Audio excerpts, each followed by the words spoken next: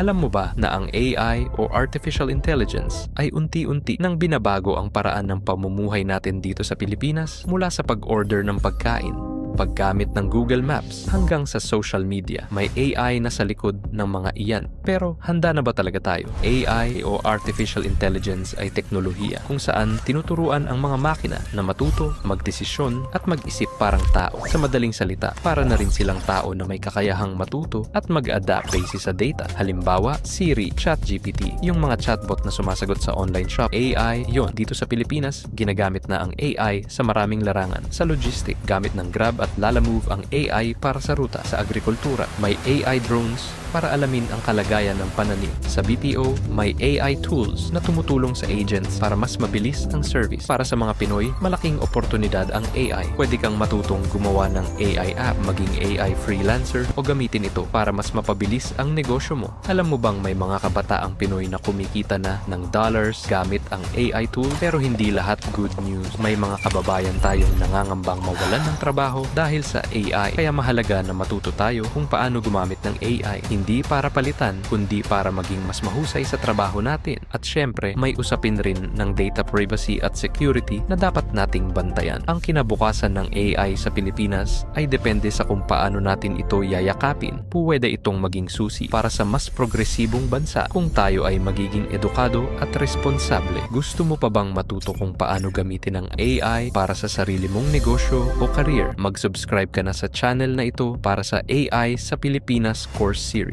Comment down below. Ano sa tingin mo? Pag-asa ba o panganib ang AI sa Pilipinas? Kita-kits sa susunod na episode.